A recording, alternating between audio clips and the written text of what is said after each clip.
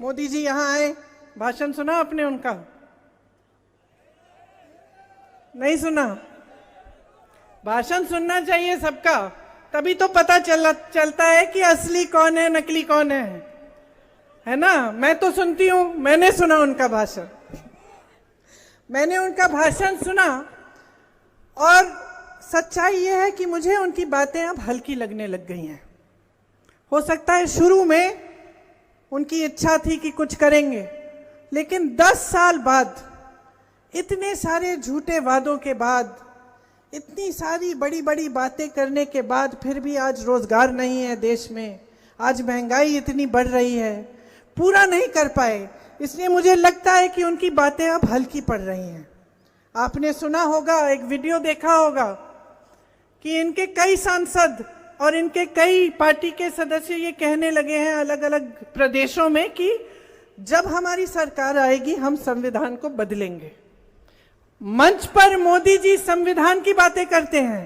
कल भीमजी राव अम्बेडकर जी का जन्म दिवस था, उनके बारे में खूब बातें की, संविधान की बातें की, लेकिन अपने लोगों से कहते हैं कि तुम जाओ, जनता के बीच जाओ और बोलो कि हम संविधान को बदलेंगे। तो सोचिए ये क्यों हो रहा है? ये बातें जो इनके लोग इधर उधर से उभारते हैं, आस्ते आस्ते जनता के मन में डालते हैं, और बाद में जब सरकार आती है तो ये ऐसे निर्णय लेते हैं जो जनता के खिलाफ होते हैं। इस संविधान के लिए महात्मा गांधी जी लड़े, जैसे मैंने कहा आपके पूर्वज लड़े। देश की जनता क्यों लड़ी इस संविधान को बनाने के लिए, आजाद होने के लिए एक साम्राज्य से? क्योंकि इस संविधान में आप सबका अधिकार समान होता है।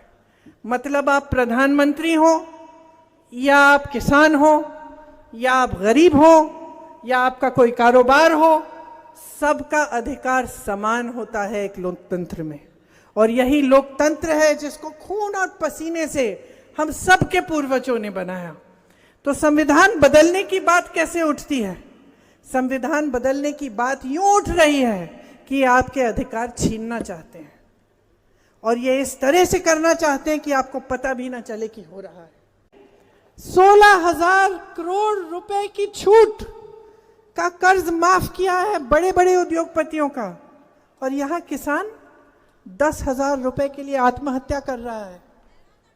अपनी बेटी की शादी करनी पड़ती है, कर्ज लेना पड़ता है, कर्ज लौटा नहीं पाते हैं, उनका कर्ज कोई माफ नहीं कर रहा है।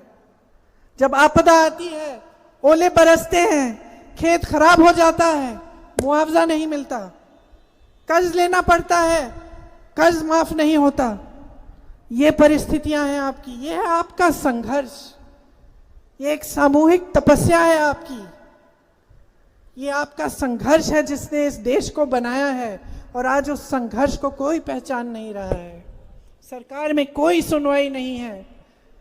किसानों ने आंदोलन किया, इन्होंने काले कानून निकाले, किसानों ने आंदोलन किया, दिल्ली के बाहर जाके बैठे, महीनों के लिए किसान बैठे, सर्दी में बैठे, इनकी बिजली काटी, पानी काटा, लेकिन प्रधानमंत्री जी निकले नहीं अपने घर से बात करने के लिए। सुनवाई नहीं हुई। सुन तो लेते, अगर नहीं करना था उनका काम, काले कानून वापस नहीं लेने थे, तो कम से कम सुनवाई कर लेते। इस देश